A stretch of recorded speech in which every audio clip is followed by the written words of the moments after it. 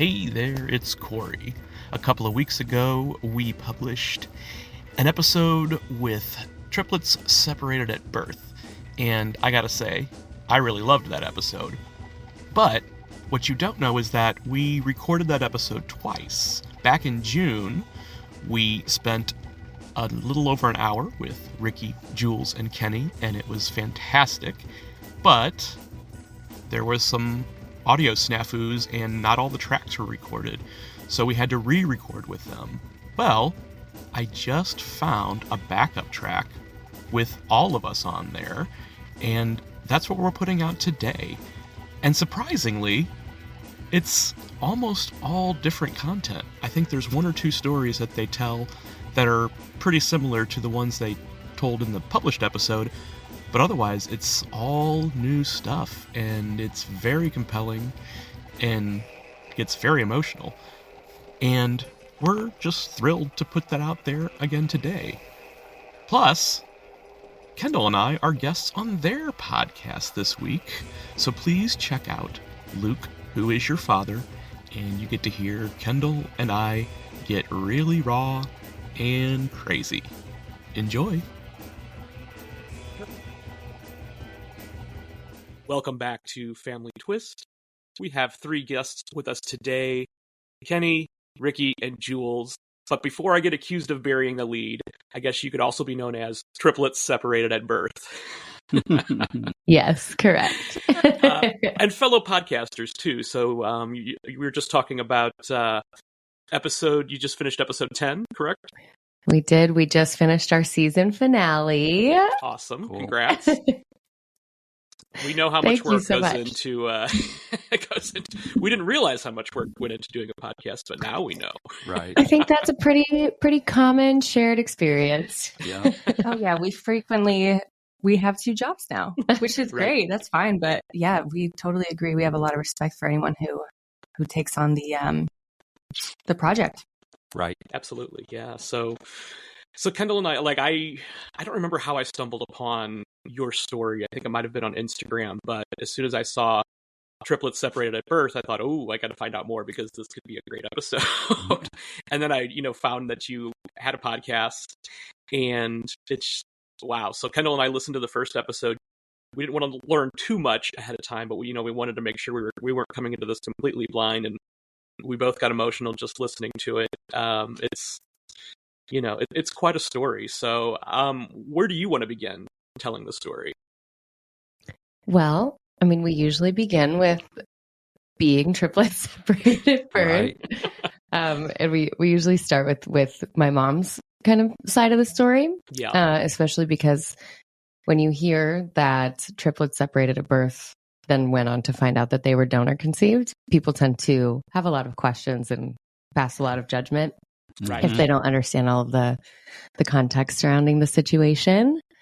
So I can kind of speak to being with our birth mother, and then I'll typically trade it over to Kenny and Jules to talk about the other side of the tracks, if you will. Sure. Does that work for you guys? Absolutely, yes. Yeah. Excellent. For sure. So my mom, Kathleen, married my dad, Lee, when he was 58 years old, in pretty poor health overall, and she was completely deaf. So she was 35, he was 58. That's a big age gap.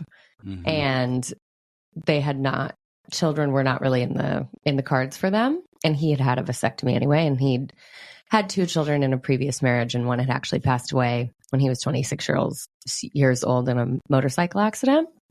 Not when Lee was 26 years old, when his son was. Yes, when his son, Rick, was 26 years old. So he was kind of none too eager to take that journey again with his new wife, Kathleen. But that biological clock started ticking when she was about 35, and she asked to have a baby, and they separated for a while because of that. And then, they came back together. He said, "You can come home. We can have a baby."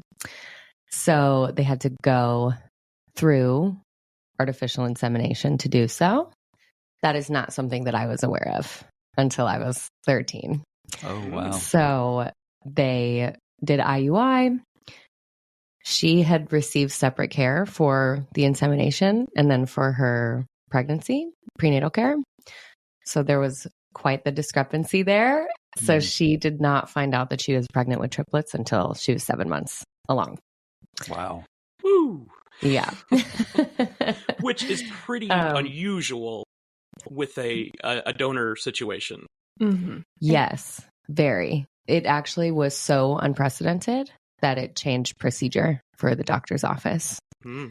And they did have to kind of acknowledge that they flubbed both the prenatal care and the insemination because her fertility drugs that she was taking was only supposed to give her a 2% chance of having twins. Wow. Yeah. So she goes in for her. Yeah, if it was any higher, we could be in an even stickier situation. And I think people might have questions about just having an ultrasound and the frequency of that, because I think now, especially, I think artificial insemination is different than IVF. And they were a little bit strapped financially. So it wasn't, I think she was just going in for checkups, but not having ultrasound, not having anything like that because it's expensive, it's time consuming, and she was healthy. So she just wasn't getting as frequent of, examinations. Right. Mm-hmm. Yeah. So they had sort of set the precedent with her that unless anything was going wrong with her pregnancy, that they would just proceed as normal. She goes in at 28 weeks. They measure her and they're like, we need to have an ultrasound. You're measuring at 32 when you should be measuring at 28. So told her she was having triplets. My dad really was not even too keen on the idea of having one more new baby. Certainly not 3 more. And again, just not a super ideal situation to be having 3 babies into. They were strapped financially. He was much older, in poor health. She was, at that time, she has a cochlear implant now, but she was 100% deaf. So 40 minutes down the road, they were working with an adoption agent, if you will, named Sybil, who was also working with a couple named Tina and Ken. And that's where Jules and Kendall come in. Yeah. Yeah. So our parents, my mom, I don't know if the word is even suffered. She was the victim of a really violent sexual assault when she was 16 years old. And then when her and my dad got married and they started trying to have children right away and were having a lot of difficulty, and they went in to start looking into that. And the doctor, my mom gets really sensitive about it. The doctor told her that she had a better chance of being struck by lightning twice than getting pregnant. Oh, wow. Because she had gone into premature menopause when she was 26. She thinks it's because of this really violent assault that she had, that she survived. So they were on the adoption list for 7 years. And the whole story is kind of, it makes me emotional even thinking about Tina, because they wanted babies so bad. They had one family where the birth mother just would not tell them who the father was.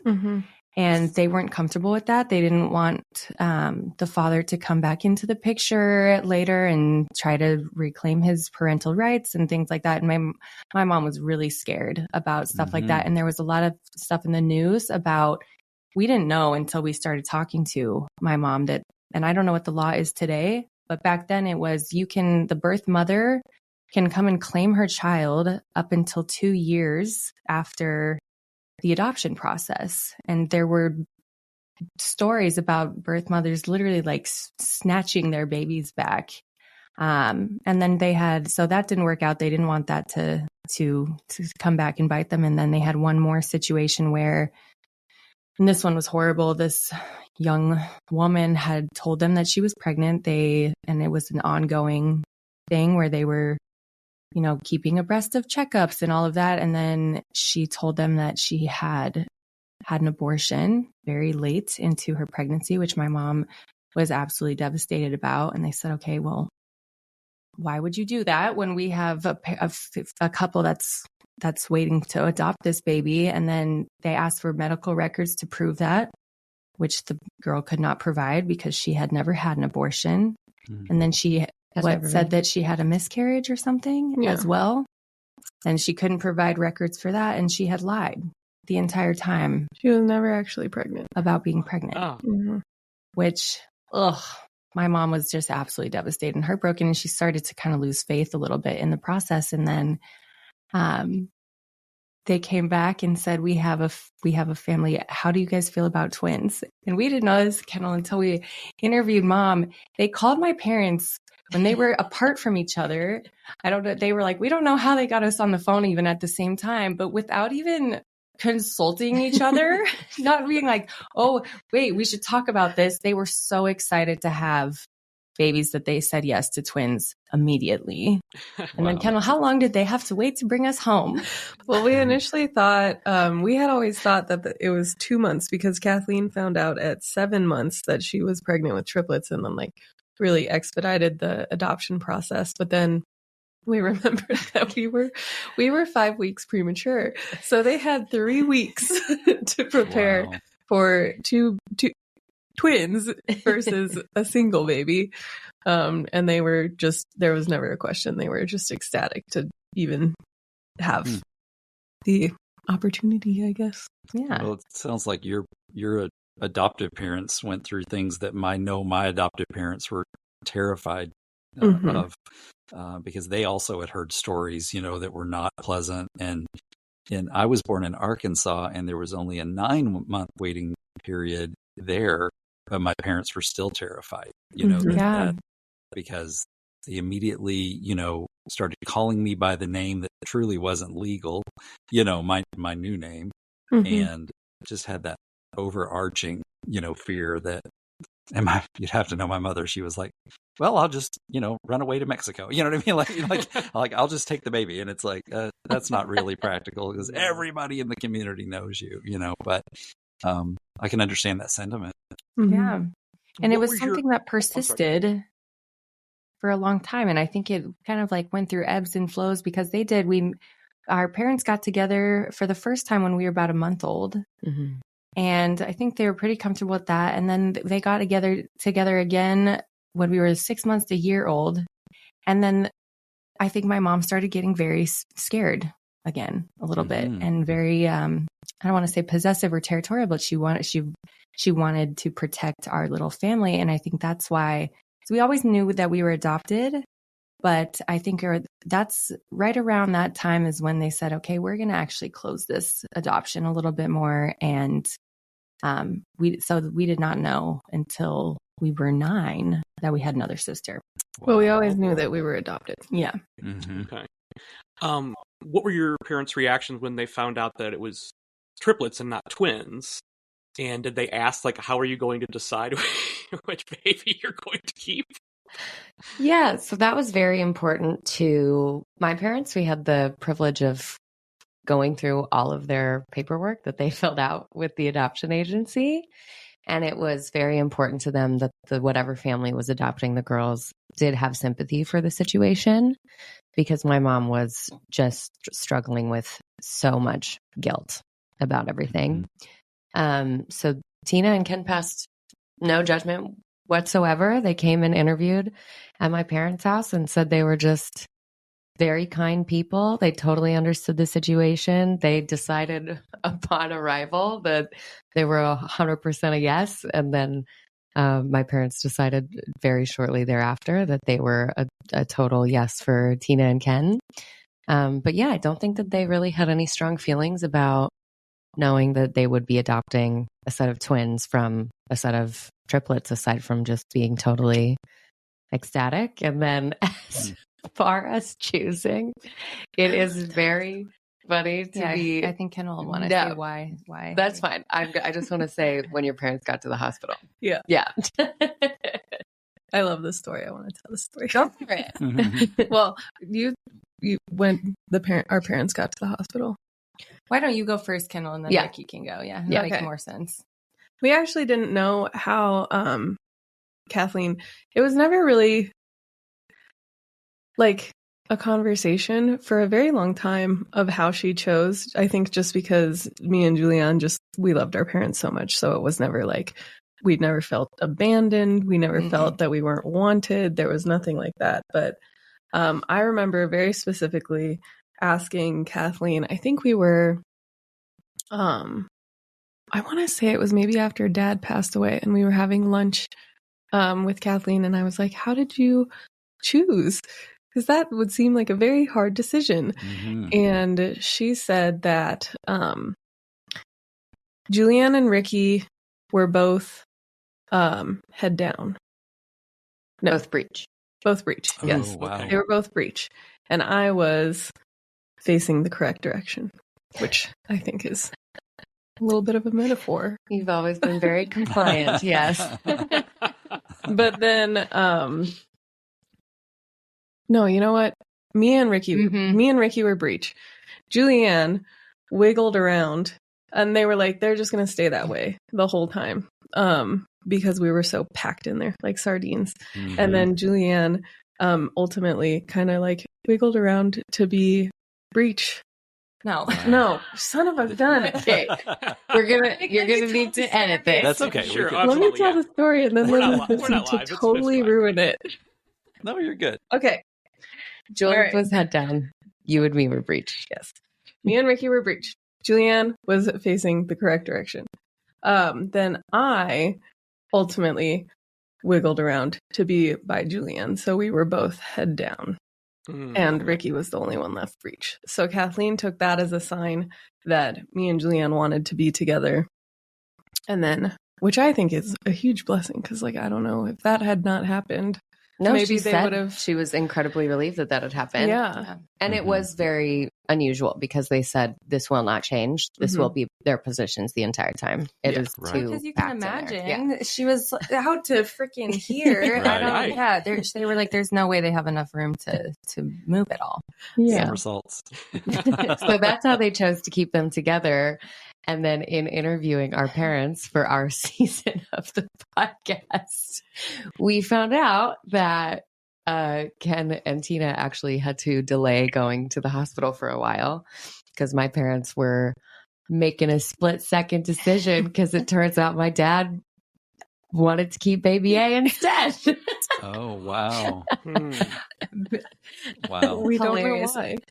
We think maybe firstborn, but he was like, I think we want to keep Julianne instead. And it was so my parents had to hold off a little bit even longer, which I was a little bit torturous for them. But in the end, they took home Kendall and I, which is a huge blessing because Rikki and I are so much alike. That I think any set of parents would have struggled having us together in a household. It's a nightmare. It would have been a nightmare. Now, who named you? Our parents named us. I'm named after my great grandfather, and Kendall's named after my dad, my father. Yeah. Oh, okay. And then I'm named after my brother who passed away, Rick, and my dad, Lee. Because it sounds like you, and I can't remember, I'm so sorry if it's Kendall or Corey, it sounds like you already had a name and then someone had to change, they changed it. I think Kathleen was very good about she left that completely up to my parents. I think that I can imagine that it would make it more difficult to give up a child that you had already assigned a name to. Well, so Kendall's birth mother named him after his birth father. Which I thought was a sweet gesture, knowing that she was not getting to keep this baby, and they didn't have a choice. Their parents said no. They were 15 and 16. I was going to ask, were they so young? Yeah. And so he was named Scott after his dad, and then after he was adopted, then as we knew from earlier, Kendall was going to be his name whether he was a boy or a girl. Right. My adoptive mother was like, whatever baby she had, that's what she wanted to name it. Well, I mean, it's just such a great name. Exactly. Name. I am with you. Right. But yeah, and so it's weird. I didn't until I was 8. I had never seen my adoption paper, so I didn't really. And when you're a little kid, like I didn't really question that I had another name. I just. I don't even remember saying like, oh, did I have a name before you started calling me Kendall? Because they got me when I was 2 months old. So for all intents and purposes in my tiny town. That's the only way people knew me. Mm-hmm. And and then legally, like I said, 9 months later is when it could go through. So I was 11 months old when technically my name became Kendall, but nobody in my life even knew that my birth name was Scott. Yeah. That's incredible. Do you feel any type of way about Scott? Well, it's funny. When I found out that was my name, when I was like 8, I remember thinking, well, that doesn't seem like me. What does that mean, right? Like, there are so many Scotts in the world. It could be, but now it touches my heart. Knowing my biological father now, who is called Scott, and it just it's an interesting part of the equation. Yeah. To hear people say his name and think to myself, wow, that was my name too. Yeah. Yeah. Which my father knew that. That's all he really knew. When I was born, my mother and her family had moved. I was conceived in New England. My mother's family moved during the pregnancy to Arkansas. So that was the last time my birth parents ever saw each other. And all he got was a call when I was born saying, baby Scott, is fine. And so I can't imagine how that must feel to want to keep, my dad tried everything he could do to convince the grandparents to let them either stay together or get married, or which of course would have been a horrible decision, but he was trying so hard to get to keep me. And so I can't imagine what it must have felt like to think that, well, he got my name and I still don't get to know him. It's that's there's so many families that go through.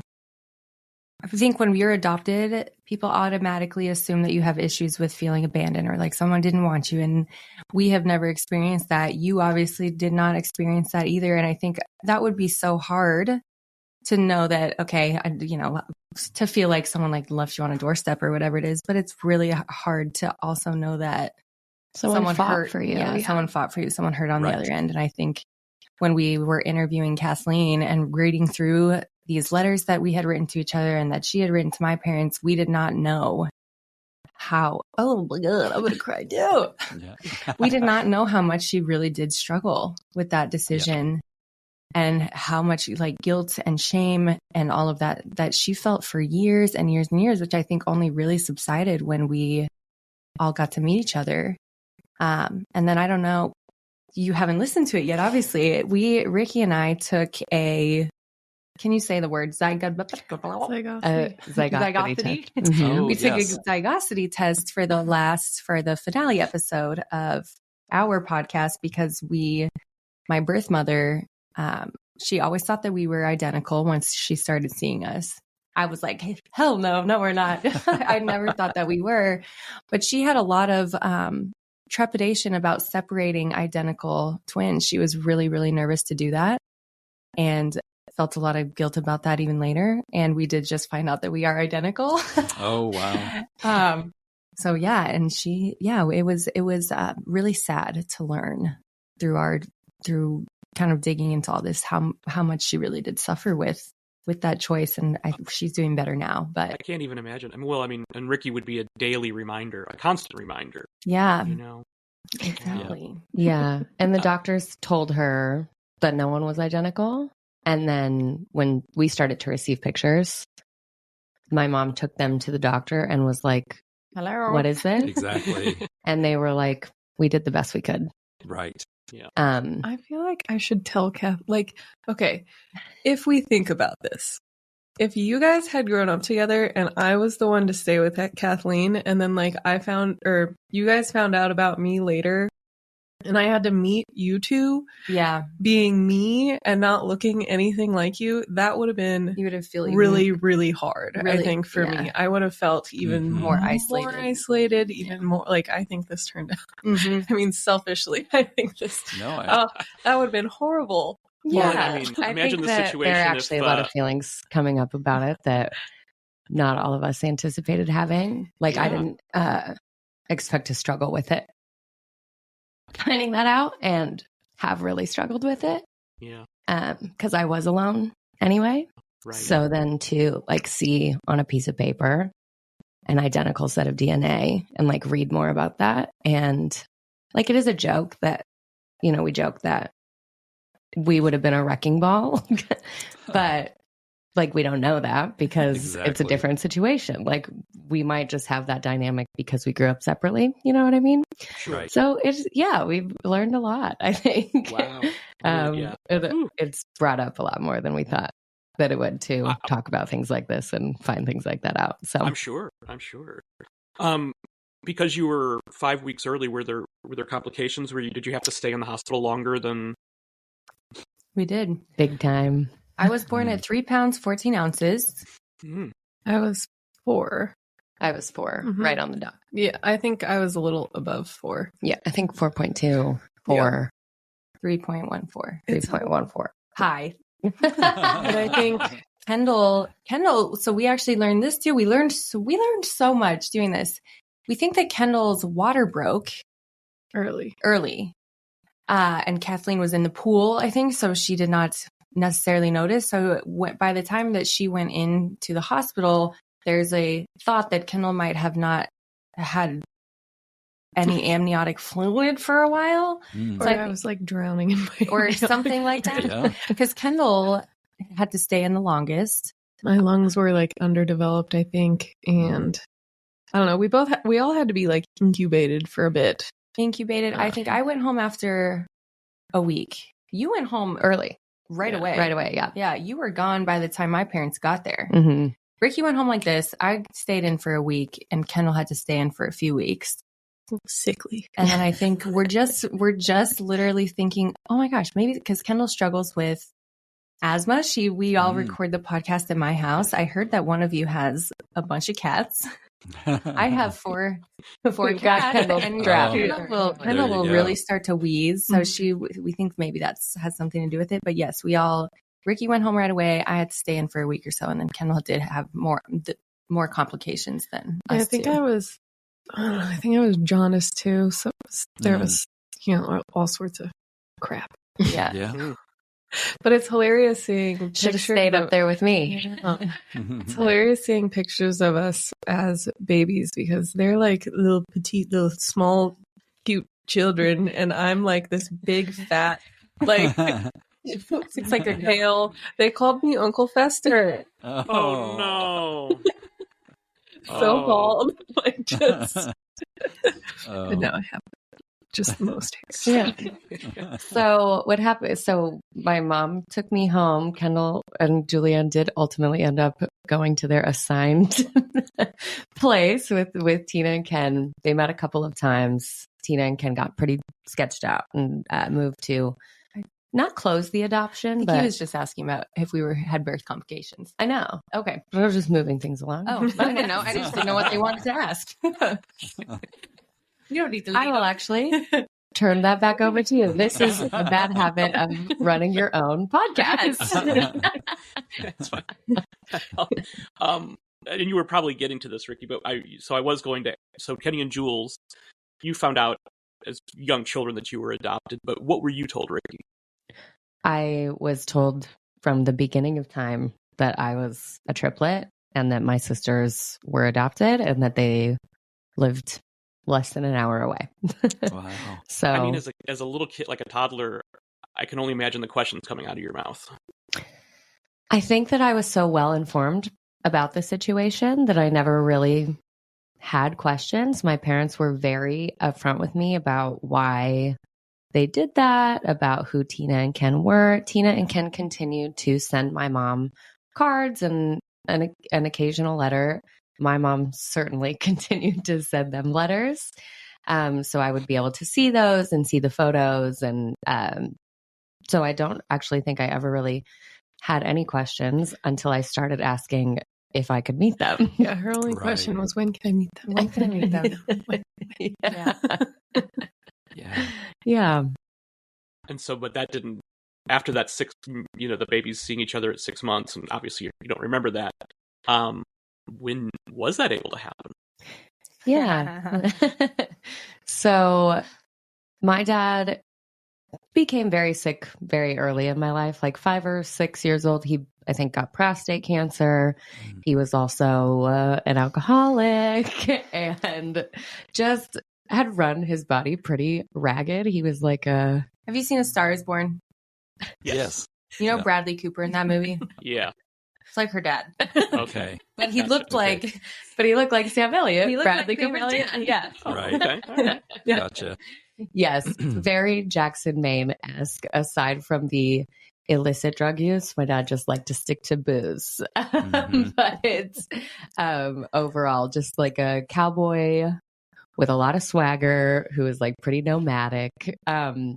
So he became ill, and that's when I started writing Tina and Ken, Julianne and Kendall's parents, pestering them, asking if Julianne and Kendall knew about me. And they, I think, wrote back once and said no.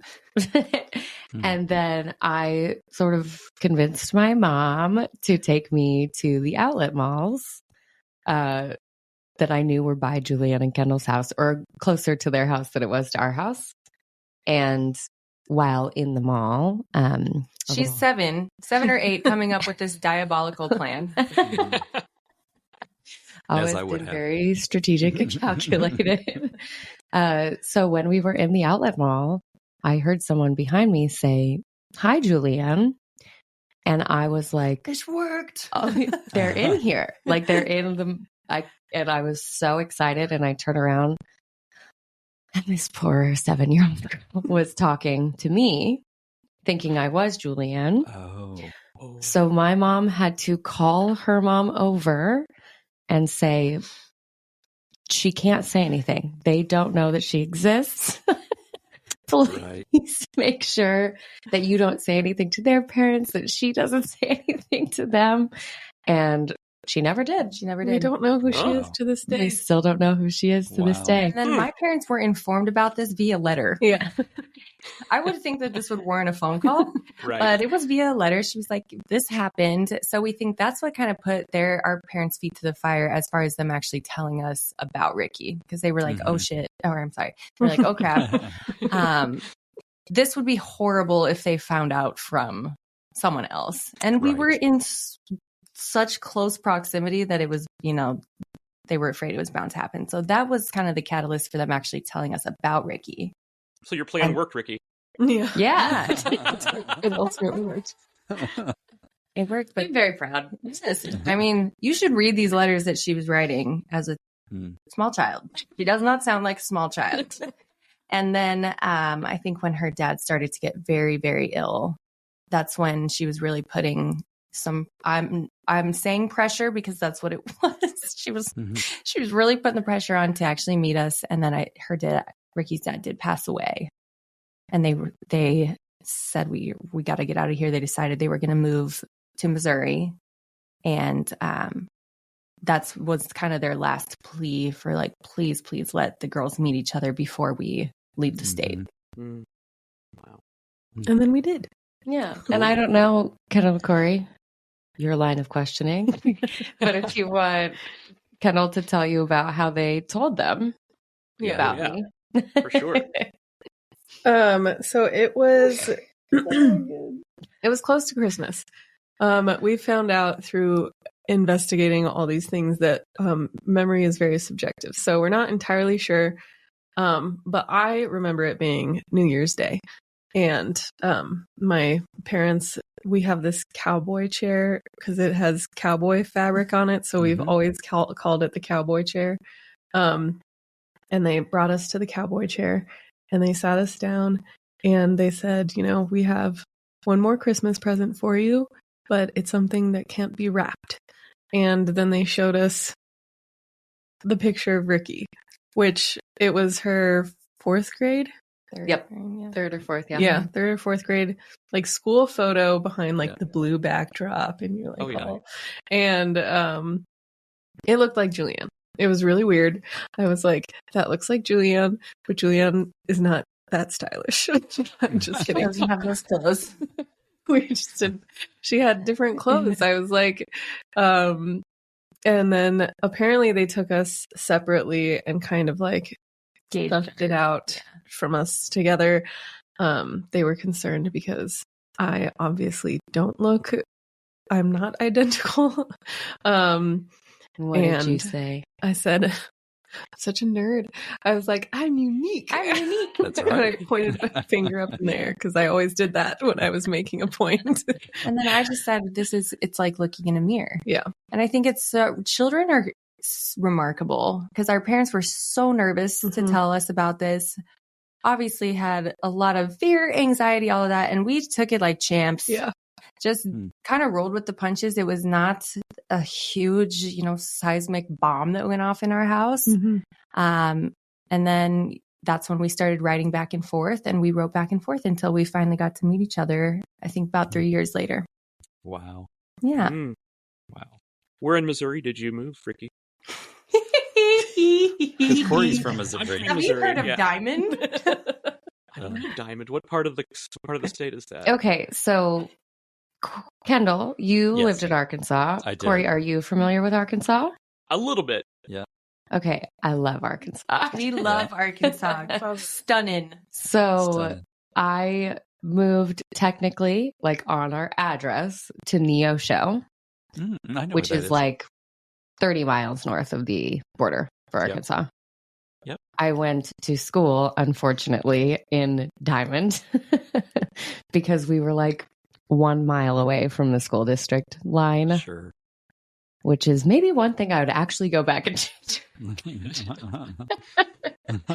But yeah, so we ended up moving to Neosho, Missouri because my grandparents lived in Springfield, Missouri.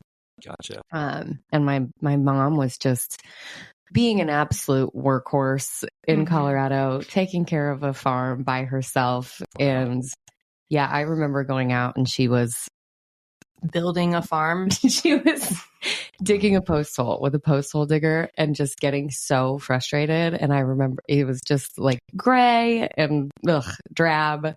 And she was crying. And she turned to me and said, "Can we please move?" She sought my counsel. She asked me if we could move to Missouri to be closer to her parents. And she said, I went in, I said, "Well, I want to go take a second inside." And I came out in like an hour and said we could. So Wow. that's where we went. Crazy. And how long were you in Missouri? I went to middle school and high school in Diamond, Missouri. And then I went to college at Missouri State University. Oh, okay. Go Bears. Yeah. And I was there until I was 23 and then moved to Austin, Texas. Cool. Wow. So, what was that first meeting like when you actually were in the same room together again? It was so easy. I think both parents had a lot of anxiety, and I don't remember being anxious about it, but we were 11, and I think it was one of those things where we finally actually got together, saw each other for the first time, which was weird. That's the only thing I remember is being like, whoa, that it was just weird physically seeing each other, but we fell into step. It was like we had known each other forever. It was very easy, very comfortable. We went to a mall and went and did a little bit of shopping while I could just picture us like running in the mall ahead of our parents while they kind of hung behind. Then we went to go see a movie, went to go see the cinematic masterpiece that is Daredevil. Went to Old Chicago afterwards for dinner, and it was just very easy, very comfortable.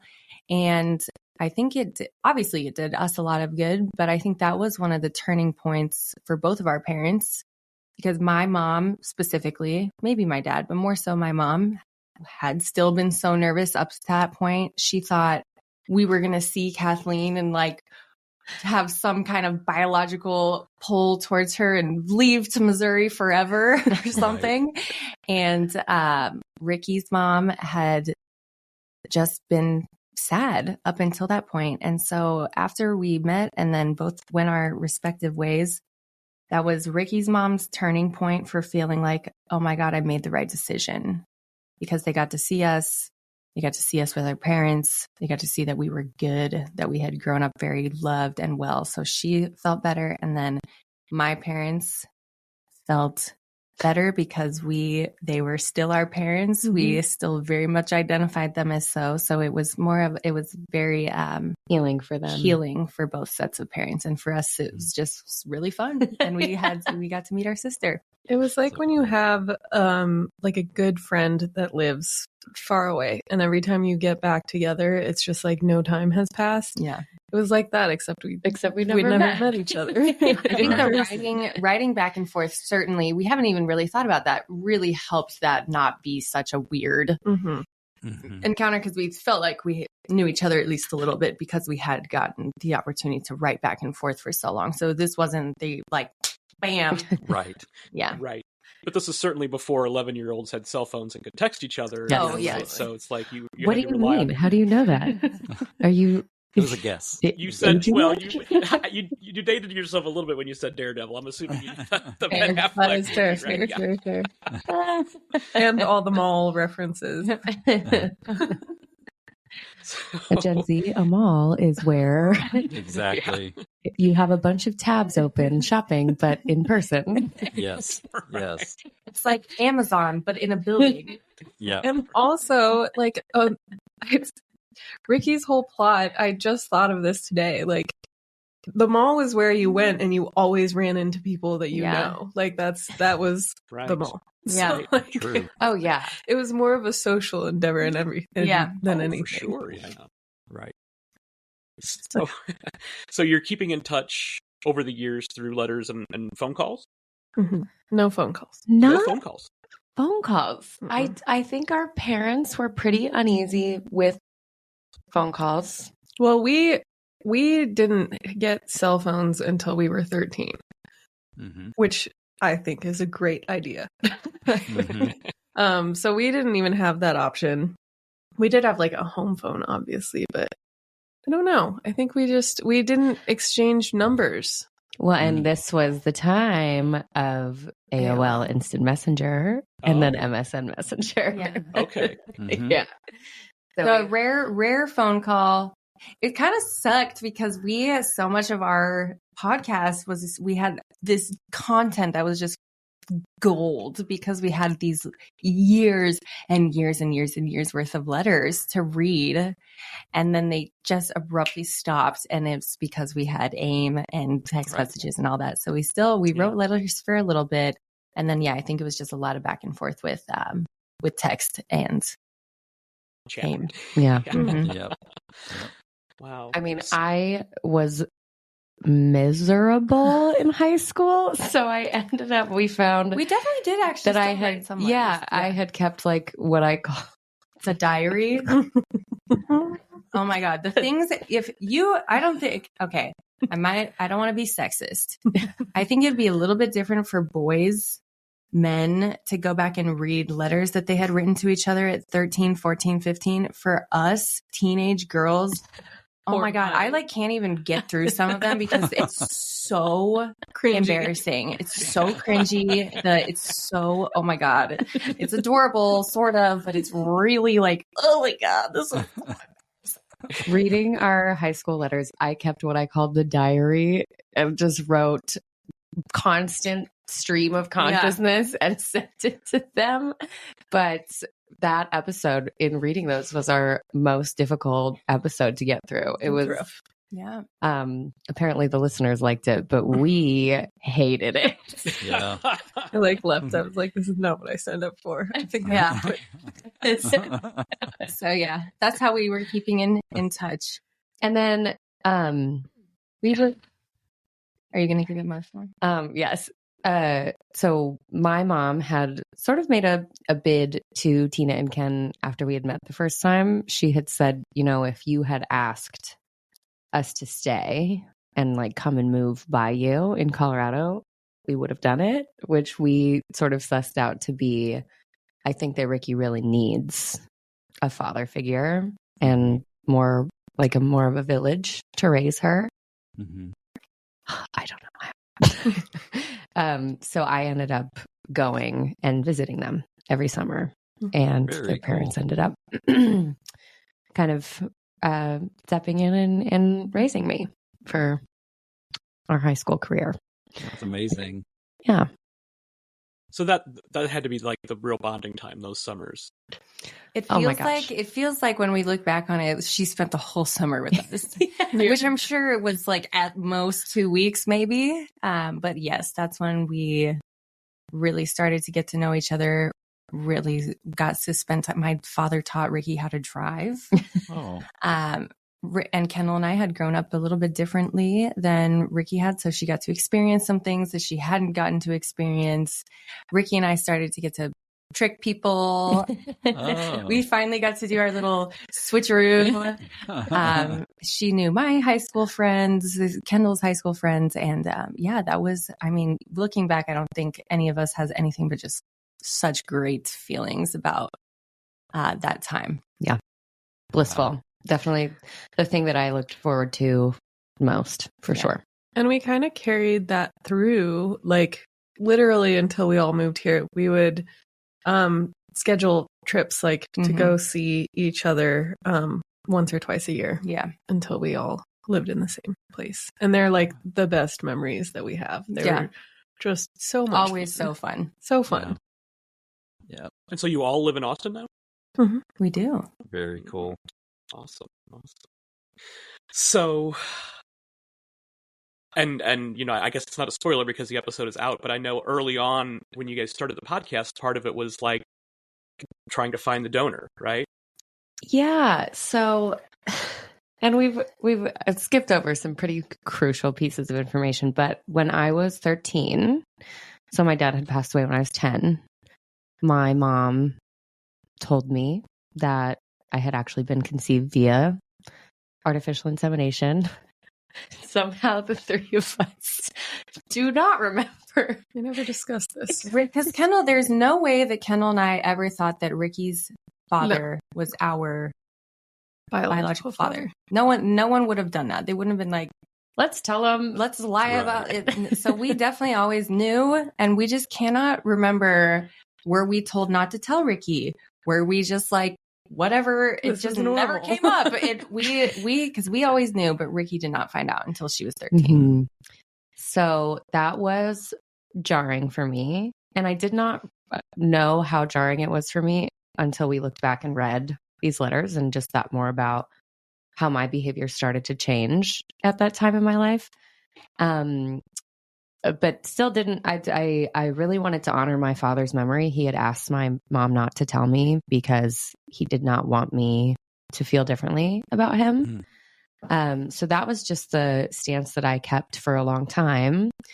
But then we just started to have a little bit of a rough go of it because the girl's dad, Ken, ended up passing away when we were 17. Almost 18, yeah. So just in grieving that, and then the problems that we all started to express in different ways in going to college and after college. I had just gone through a series of bad relationships, and one in particular ended just about the worst way that one could. I decided to take a DNA test after a very serious boyfriend that I had in Austin died by suicide. And I felt sort of like an open wound. Like I really wanted to understand why I was making the choices that I was and how I found myself in the situations that I did. And we all also really wanted to know more about our ethnicity. Sure. Because people will, especially during the summer, they would always kind of ask at least me and Julianne if we were just white. And we were like, we hope not. And then Ken was Italian, so they had always identified with that, and we're hoping that carried through in some way. But so I took a DNA test when I was probably... It turns out, you guys, she's 100% that bitch. Oh my God, we were so sad. I never ended up making a joke on our podcast. So I ended up taking a DNA test when I was like 26 or 27. And nothing really came from it for a while. Well, you found out you had to have siblings. Well, and your ethnicity would have been in there as well, right? Yes. Whatever. We're skipping past that. Never mind. No, it's okay. We did end up being a quarter Mexican and a lot of Greek in the family, which we felt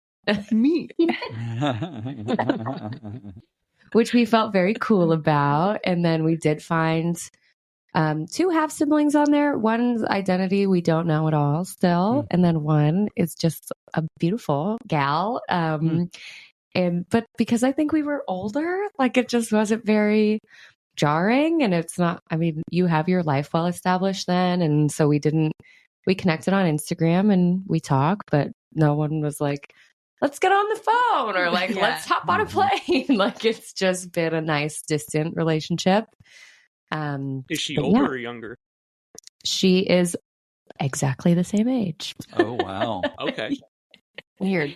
She is also married. She definitely got a more functional side of the gene pool. So we found out about her and then had some connections on there that just looked to be sort of a dead end. And someone had messaged me and said, we share a very high percentage of DNA. And I can't figure out why. Here are my parents. Here are my grandparents. And I thought that was another child conceived via the sperm donor. Yeah. So I was like, I don't want to blow this person's life up. But they're an adult seeking information. Yep. So I will just tell them very straightforward what I know, because the shared connection that we had on there was our half sibling. So I just messaged back and I said, our shared connection on this app is my half sibling. We were conceived via the same sperm donor. And I see that you're a twin. I'm a triplet. So maybe it runs in the family. And they never said anything. It's like, oh no. Wow. And then a year later, I was looking at the paperwork just because I was sorting through things in the office and kind of tossed it over to my boyfriend, and he questioned why I was not doing anything with this information. And I was like, well, there's not really anything there. It's height, weight, age, majors in college, interests. Rikki's boyfriend, just to give some context clues, I have this Abraham Lincoln thing that I got at Goodwill. And I was like, this is so cool. I bet this is worth $1 million.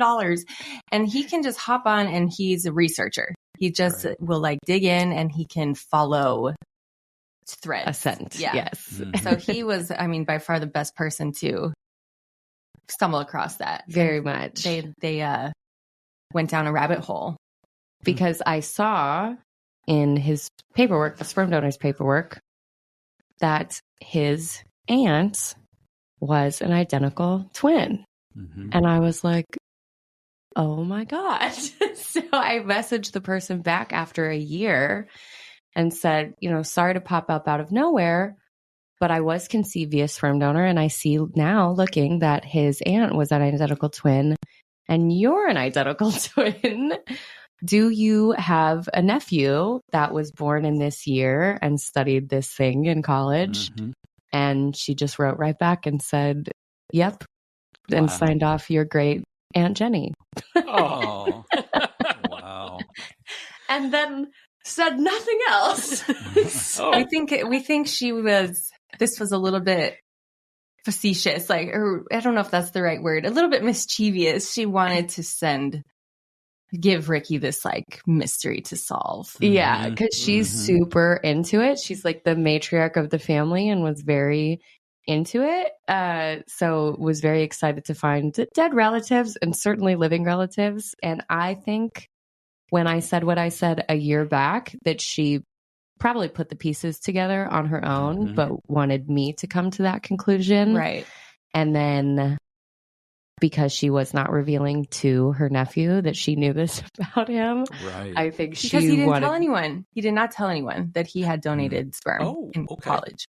Oh. Nope. So I think she wanted me to be the one to suss out the information. Yeah. Wow. Wow. Yeah. Because you it sounds like you, Kendall, found that you went kind of down this road too, right? With the DNA testing.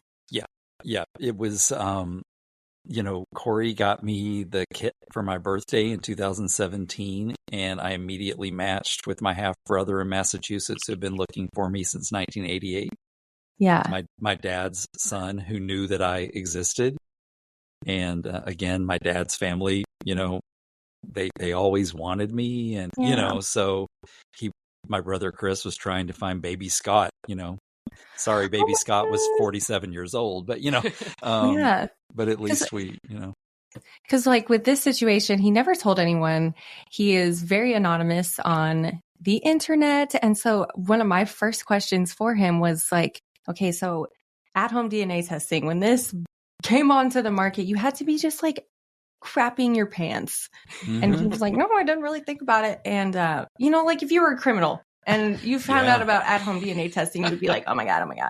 Yeah. I feel like if I was a sperm donor, I would be like, oh my God. Yeah. And it just didn't really occur to him ever. And so because Rikki was the first one, she broke the news to him that, okay, I'm your biological daughter.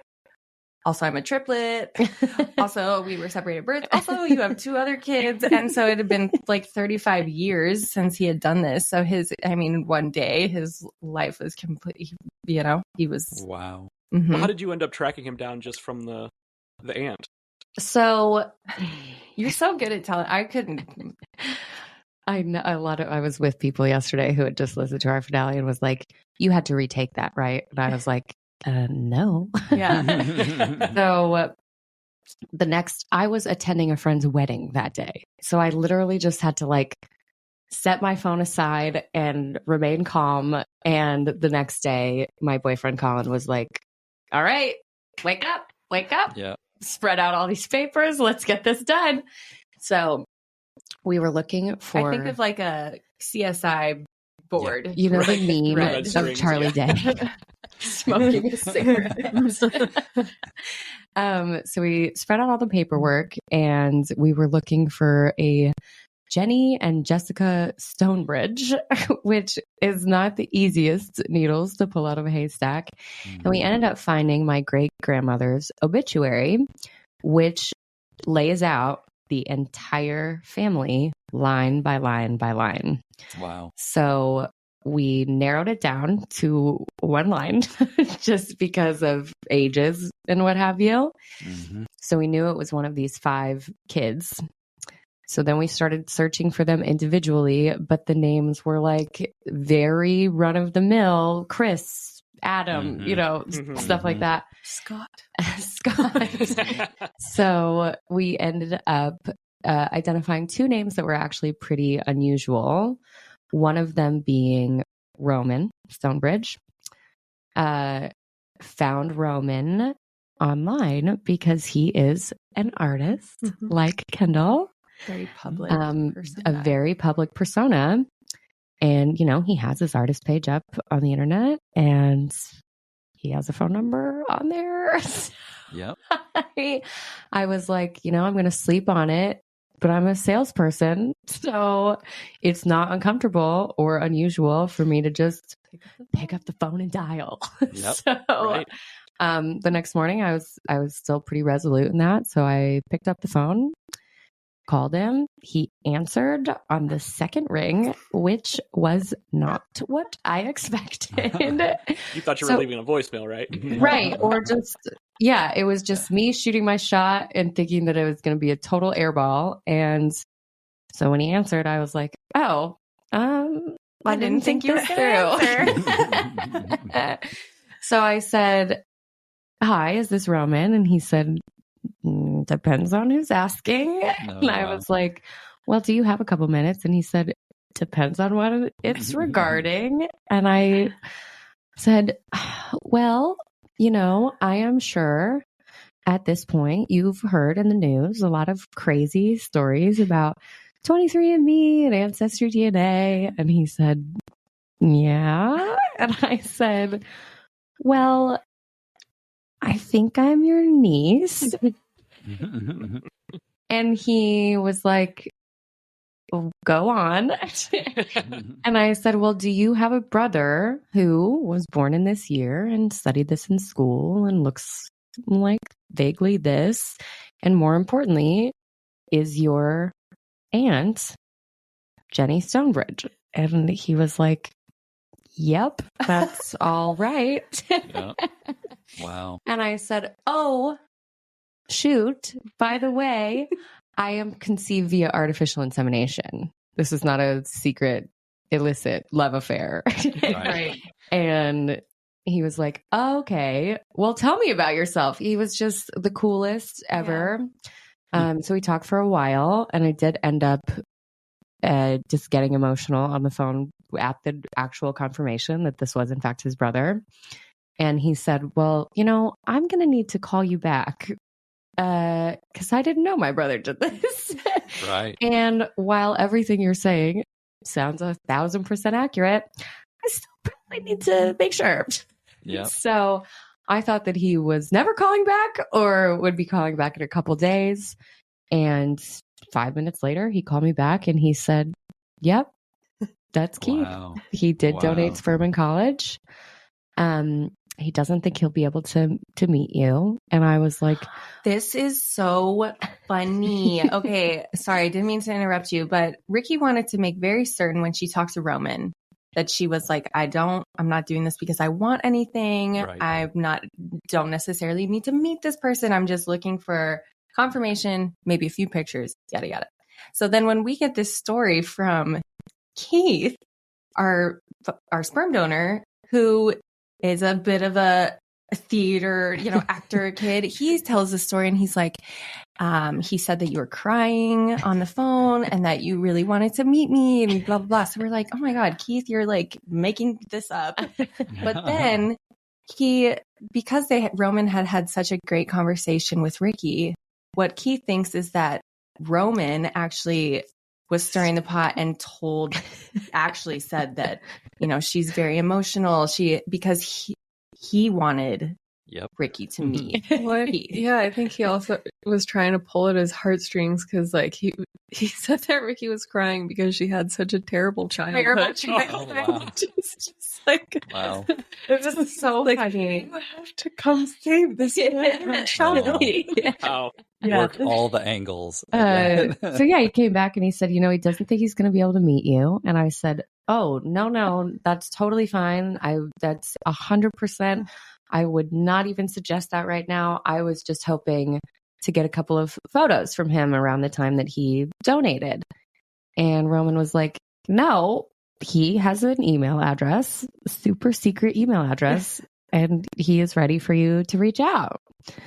So I did. And that whole entire family received us so incredibly warmly. Wow. And at the same time, Roman was like, by the way, this is a secret now. It's you, me, and Keith that know this information, and that is it. And that is all we want knowing. And I was like, well, what do you want me to say to Jenny? Because just blew her up on this app being like, can you give me any more information? So I ended up messaging because Roman was like, you can figure that out. Whatever. And so I messaged Jenny and I said, you know what? Never mind. Thank you so much. I got this all sorted. We are good to go.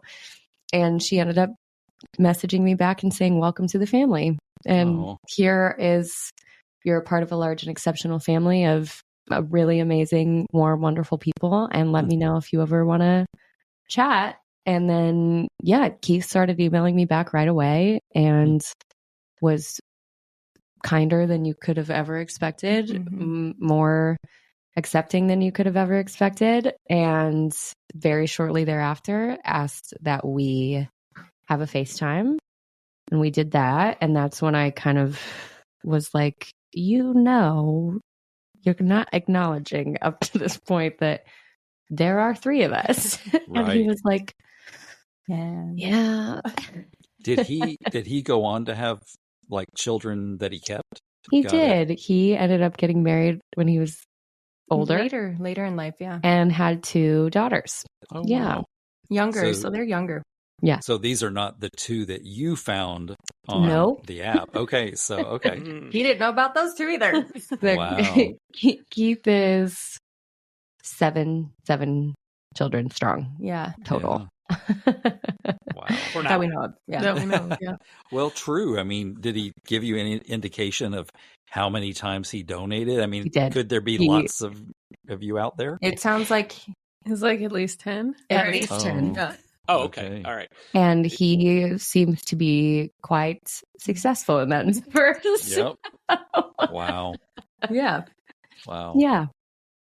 Yes, because I wasn't sure if the situation was. I'm sure it's different for wherever you make your donation, but like we had a guest on a couple episodes ago who his donor father, I think, was in there like a couple hundred times, and he had a very halfway through had a very successful rate. It was like, well, I think there's been at least 90 or something like that successful pregnancies. Oh, this was halfway through his run, Holy so. moly.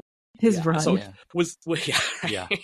I love that. So, was Keith told that there were successful pregnancies, or okay. No. Nope.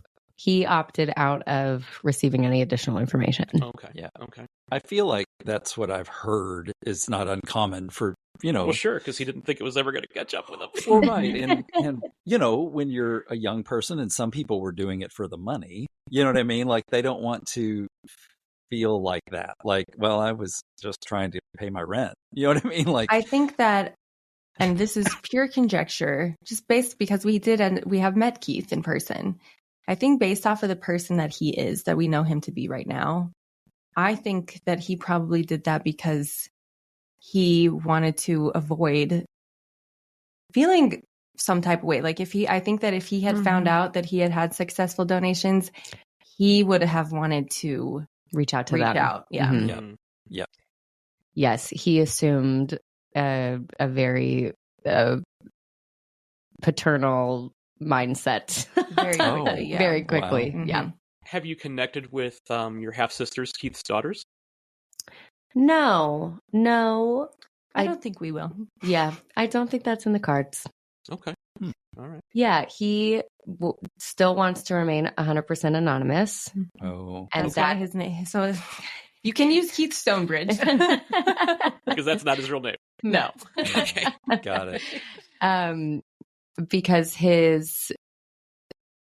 it's not in line with the ideology of his family Got it. for this to be a thing So they or don't be know. out there. Yeah. They don't know. They know. They did not know. His wife knows. His wife. Oh. His children do not. Oh, his children do not know still right now. Okay. Right. And then I don't know if we're supposed to say that, but his wife did not know. He had to tell her when Rikki reached out. He had to make that decision. Do I want to open this line of communication? If I do, I cannot be dishonest with my wife. So he ended up telling her. Yes. When Rikki reached out. And that's fine for the world to know. Yeah. Yeah. Sure. And I Yeah. mean, his daughters may not know, but they might. Somebody might be like, "Hey, happy birthday! Here's a 23andMe." Yep. That's what I'm saying, dude. If Yeah. I would, yeah, that is what I'm saying.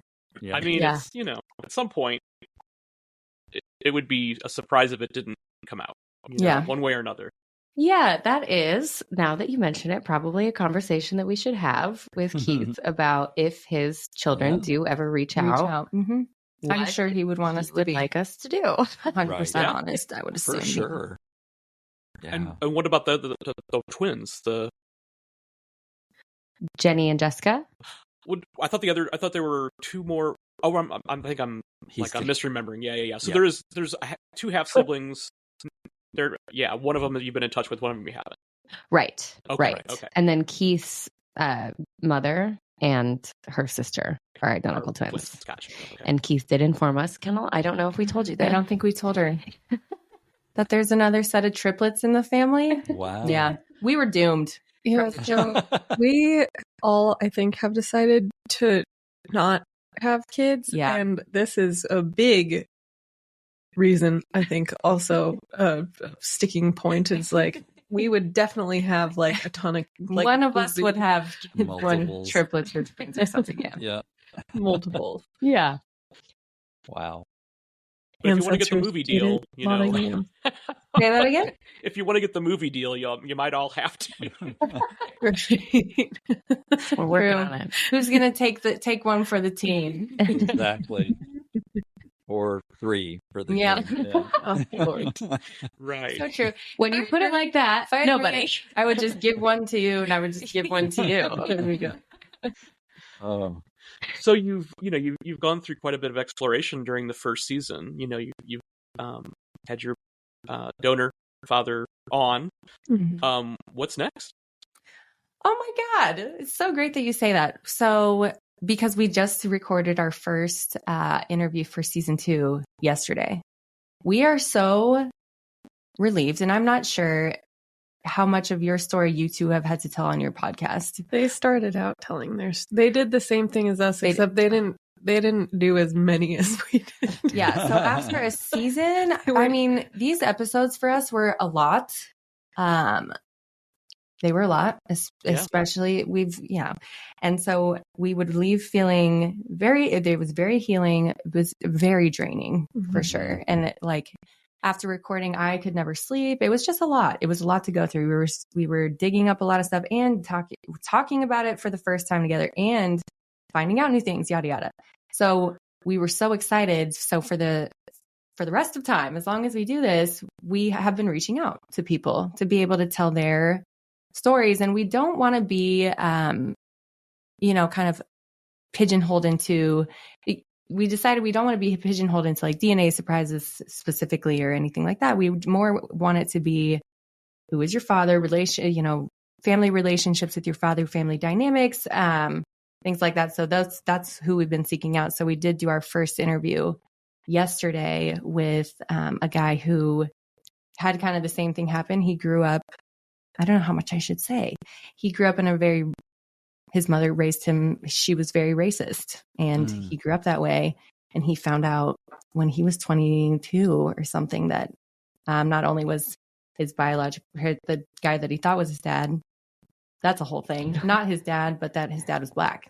Wow. So that's our first couple episodes of season 2. And we have a few guests lined up. So every season that follows, we'll be telling other people's stories. And oh my God, it was so much fun to just be able to talk to someone else. We're all very inquisitive you're a journalist. You guys know how it is. We love hearing about other people, and we want it to very much so be something that helps people.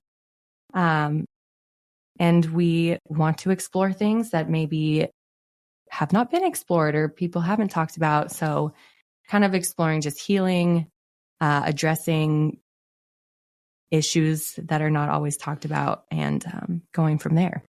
That's awesome. I think that's very smart. And, you're all well-spoken and funny. And so I think it's going to be, some great conversations to come for sure.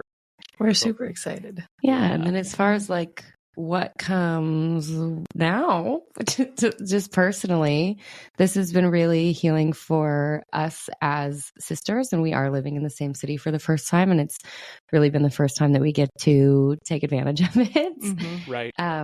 So it's brought us a lot closer, and we're really excited to continue to deepen our relationship in that way.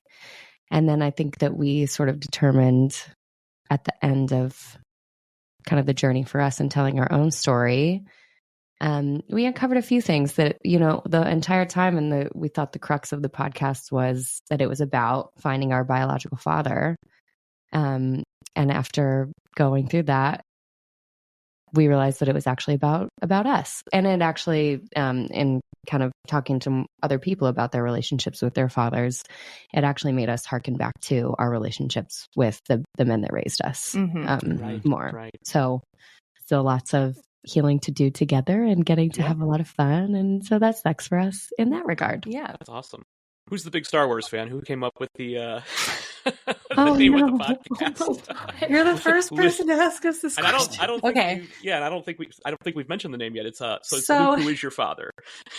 Luke, who is your father? So I came up with the idea for this podcast quite a while ago, and it was actually at a time where Rikki and I were not speaking to each other, so I couldn't really tell anyone about it really.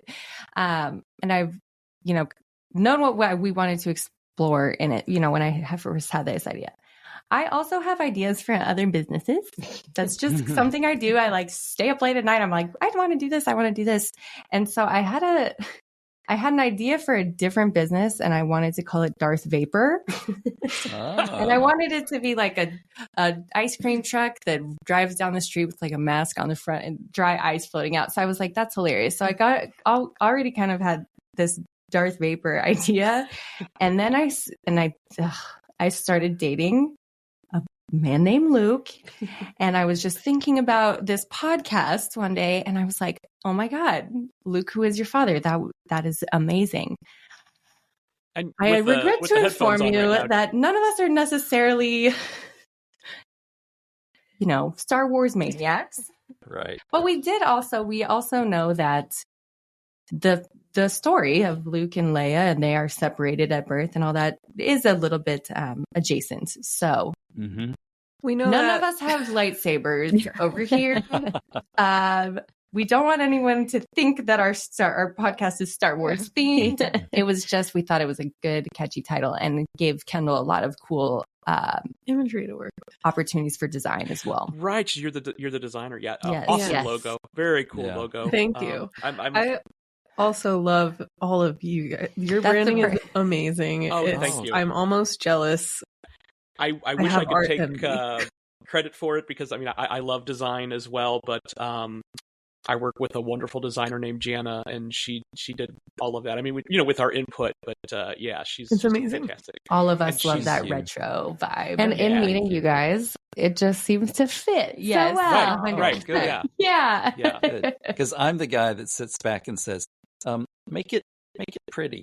Yeah. Right, exactly. Yeah. And Corey always seems to make that happen, so it works. But I will say, with the over-the-ear headphones, you all do resemble Princess Leia a little bit. So there's your Star Wars tie. We put these into cinnamon buns. Oh my God. That would be so funny. funny. Wigs on these. You're a genius. You're a genius. We'll give you all the credit for that if we decide to do that. That would be so funny. Well, this has been absolutely delightful. I've been, ever since I found the podcast. Oops, sorry. Look, thanks. Oh my! See how excited I am? Yeah. Take two. He's throwing stuff. Right.